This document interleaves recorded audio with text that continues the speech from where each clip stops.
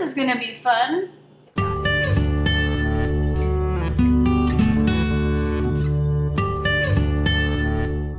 Hi friends. If you haven't already heard, next week, starting on the 14th of July, the BookTubeAthon is coming up. It's basically a challenge in which we try and read as much as we can in a week-long time if you choose to participate. So this is what I have chosen in accordance with the reading challenges that have been posted over on the BookTubeAthon YouTube page. I think Ariel Bassett did a video about, she did a lot of videos, very informative videos about all of the challenges, because there are reading challenges and video challenges, and I'm going to be doing, or at least trying to do, all of the reading challenges, except for maybe the 300 pages a day one.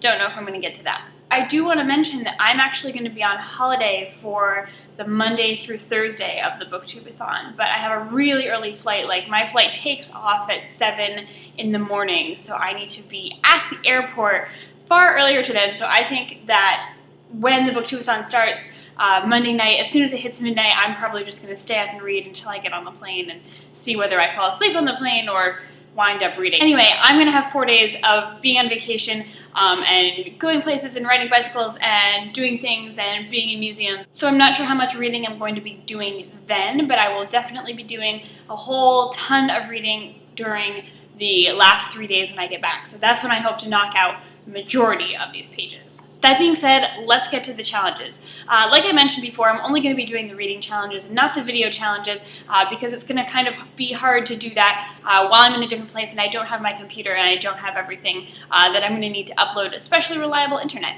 So the first challenge is to read a series, and considering I don't have any full series here with me in Washington, I am choosing, and I'm going to say that this counts, the Earthbound series. Earthbound, this is the second one. As far as I can tell, that these are about this is a science fiction YA combination, and I'm very excited because I do enjoy science fiction and also some YA. So look at that, together. They're together.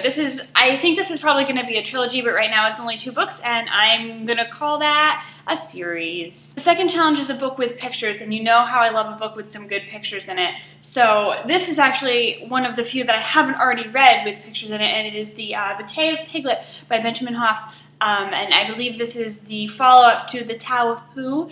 It's about how, I believe, some wisdom can be revealed through A.A. Milne's Winnie the Pooh characters. So since I'm still 12 years old inside, this is the obvious choice. Look at the adorable piglet holding that flag on the front cover. I don't know how it gets any more adorable than that. My book with red on the cover has quite a lot of red on the cover.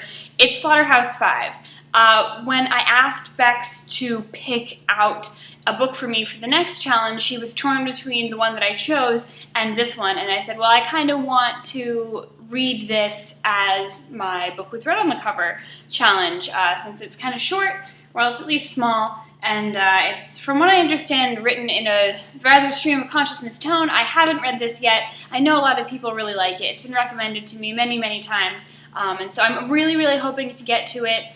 I don't know if I will. This is the one that I really am holding in question as to whether I'll even pick it up, just because of the time that I'm going to have. So the book that Rebecca did choose for me is Erin Morgenstern's The Night Circus. I have wanted to read this book for a very long time.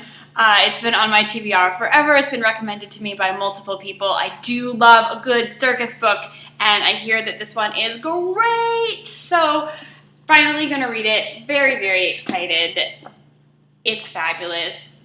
This is a great copy. It also has red on the cover, so I really just could have had a lot to choose from, but I chose not to, and I like that it's got this little flap in the center with the circle. I love it when books do this. It makes them very easy to tear, but when paperback editions are more fun than their hardback editions, gotta love them. Having looked through everything, I determined that for the next challenge, the genre that I've read the least so far this year, it has been mystery books. I've been in the process of collecting all of the mystery books for this one particular series in order and reading them in order, and I just haven't gotten around to it. And I finally have the third book in the Flavia de Luce mystery series, Red Herring Without Mustard. I think I have reviewed both The Sweetness at the Bottom of the Pie and The Weed That Strings the Hangman's Bag here on this channel, and if you've watched either of those, you know how much I love Alan Bradley's tiny little 9-year-old, or I think she's 11 by this book, she should be about 11 or 12, English little mystery-solving character girl. Oh, that's a terrible way to describe her. She's great. Flavia de Luce wants to be a chemist, and she's just this 12-year-old girl in this big house in England, and she is great. I'm very excited to read this. I really want to get through this book during the BookTubeAthon. It's not super long. It's just barely 400 pages. This is definitely going to be one that I definitely try to read.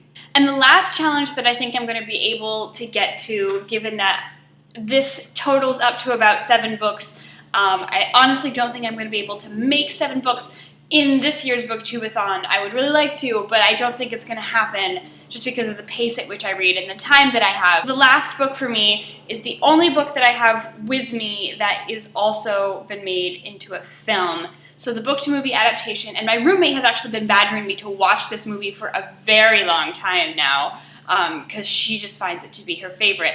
So is Harry Potter and the Order of the Phoenix. This is the book that I read when I am very, very sad. Nothing else seems to fix everything the way that this book does. And whether or not it's because Harry is angsty and mad for the whole time, pretty much, or whether it gets sad toward the end, don't know what it is, but this is the book that I read when I'm upset, and it's the only Harry Potter book that I have of my collection with me in Washington, D.C. So I will be slogging through all 800 and something pages of this before I see the film again with my roommate to complete this challenge. So that's it. Let us know if you're participating in the BookTubeAthon yourself and what you're reading, if we're reading any of the same books. I have some weird tastes, so I won't be surprised if you don't match up with me.